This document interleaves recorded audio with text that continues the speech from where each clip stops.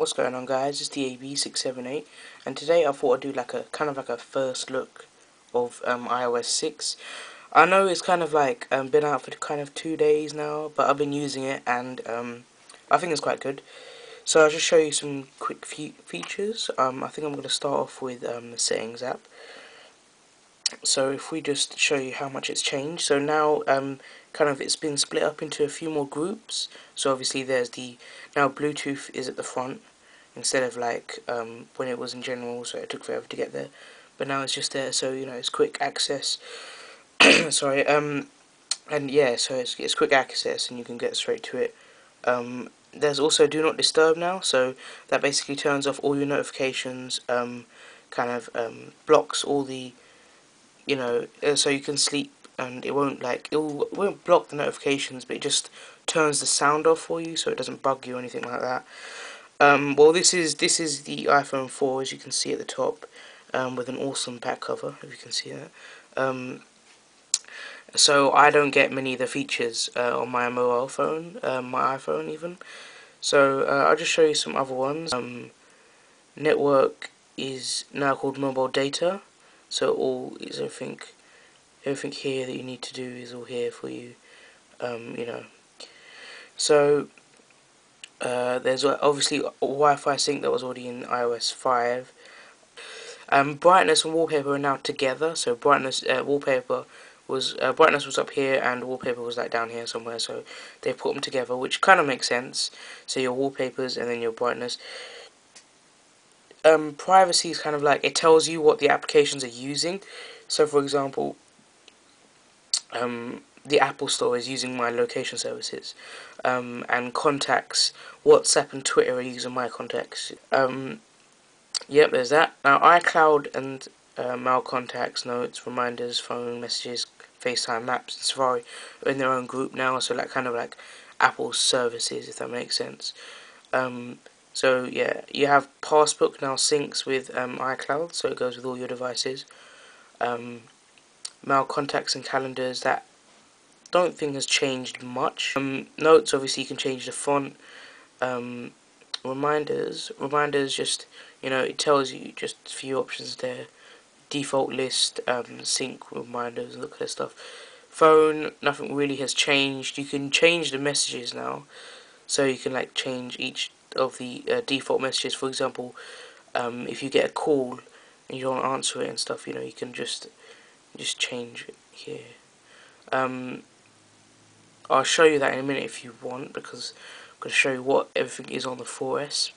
I haven't got an iPhone 5 with me at the moment. I should have one in like a few months or so. So when I do get one, I'll definitely show you.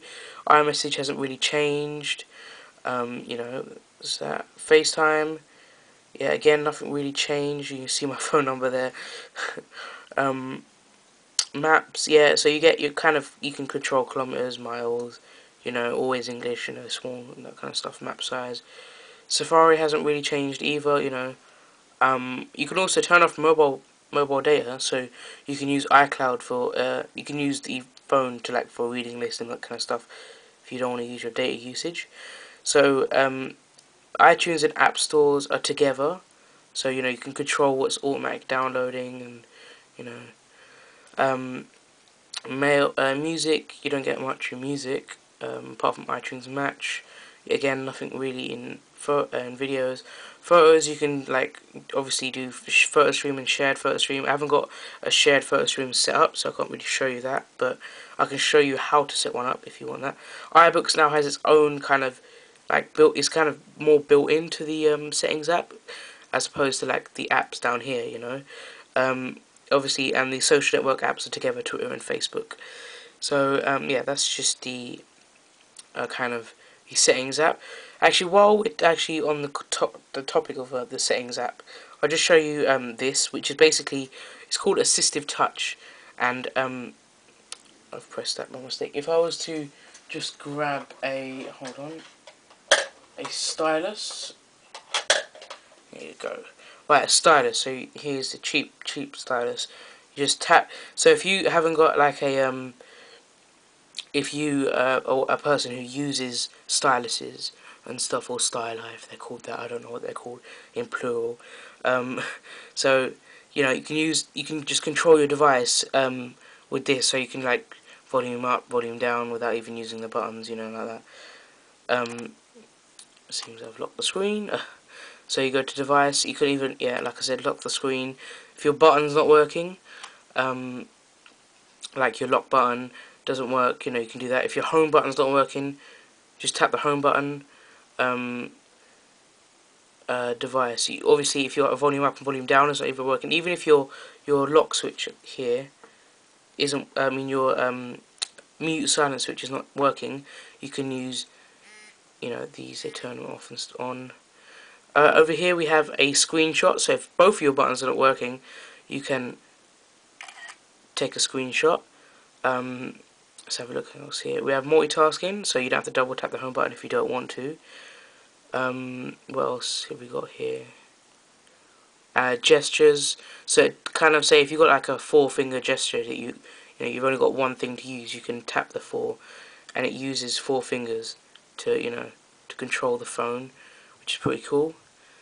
Yeah, I think I'll show you a pretty cool one actually. If I just go into photos for a minute, if I just go to here and just choose that screenshot we just took, right? Let me just pick this up. So you're using a stylus and you want to zoom into this picture. Click favorites, click pinch, and now if you just tap it, you can, just using one finger, you can zoom into your photos, which is pretty cool. I think that's pretty cool. You know, obviously there's voice control. So what time is it? Okay, see, it's not very good as Siri, you know, compared to Siri.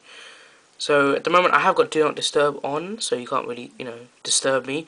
The settings app, if I can get my camera to focus, has changed quite a lot. The icon is like kind of sharper and stuff. Also, if you probably noticed, the status bar is blue as well, which is pretty cool. It looks quite neat, quite clean and neat. Let's have a look at the App Store. This is probably the majorest change. So if I just go to features, for example. Right, so here's the features. It never used to look like this, you know. It's how I'm still using that. Look how clear it is and stuff like that. If I like, you just seen the charts. So if I go back to charts, see how the charts are now laid out. So you can swipe along here, and they've kind of got pages to themselves as well. You know, so if I just go to view all, and I can even open apps from the App Store. So if I was just going to open this. Yeah, and it switches to the YouTube app, which is pretty cool, I think. Yeah, you know, this just seems really nice. It's very, very nice looking stuff. It's very hard to get used to if you've like been using the old style for such a long time. The biggest thing that threw me off was the music app. So if I just look how different it looks, it's really weird. It put me off a few times actually. Just the fact that it's completely different, you know. Yeah, so about that, that's it. All my apps pretty much work. Most of them got updated anyway. You know, so just the iPhone 4. I can't really show you much in the Maps app. I can quickly do a tweet. So over here we have tap to tweet and tap to post from Facebook. So we can just like say tap to tweet. This is a tweet from notification. I spelled that wrong. Oh well. Center. Send. Test. There you go. Oh, it tweeted both of them. Brilliant. So if we just say, for example, we want to tweet this photo of my lock screen. Someone's always messing around with my phone, taking screenshots. We can send it to Facebook. Obviously there's a Facebook post, or we could tweet it. And there's the tweet. You know, it's pretty cool. Have you probably noticed that this has all changed? It's all icons now, so you can even print, copy, use as wallpaper, assign to contact. That was never there. You can send it straight to your photo stream, message it, and email it to someone. If I go back and I'll just show you my albums, go to photo stream, and you want to add a photo stream, you just click add here, and you say you want a contact's name, so it has all my friends on Facebook now as well, so which is pretty cool. So yeah, just name the photo stream, say test photo stream or something. And you can even make it on the website, so you can make it public for everyone to see, which is pretty cool as well. Switch to my mum's 4S, which is kind of beat up. I've got my logo on there, my really cool new logo, if you like it guys, it's pretty cool. Just have a look at some apps. Let's have a look at Tower Bridge. I was looking at Tower Bridge earlier today, which is pretty cool. Tower Bridge. We do 3D, and we do Tower Bridge. Yeah, okay, 3D. And we want to show hybrid. Let's see if this works.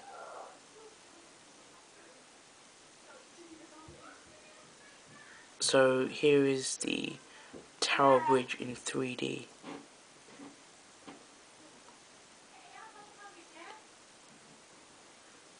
Which is pretty cool, to be honest. There it is. It's kind of pixelated, but you know, it looks quite cool. Camera app. So at the moment, obviously you can see, you know, there's my Mac in a reflection, which is there. There it is. Camera inside our camera. That is very weird. Options. We have a look at the panoramic view. So, okay, so it's recording it. I just did a quick one. I think because I rushed it, but you know, it kind of works. You know, it's not amazing. You kind of see my Mac and then my second screen and then my speaker. You know, but it doesn't look amazing. It does the job, you know, nothing special. So, with Passbook, you can like add your boarding cards, tickets, you know, store cards and stuff. I don't really use it, to be honest. It's not something I would use, you know. So let's try Siri again, see if we can get her to work. Open camera.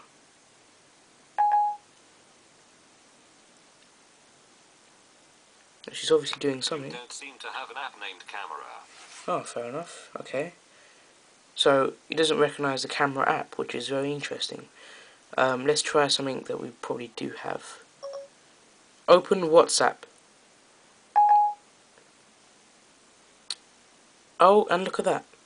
Even though it recognised it was wrong, you know, it actually did the right thing, which is pretty cool.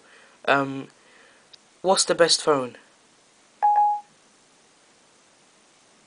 I think you've already answered that question.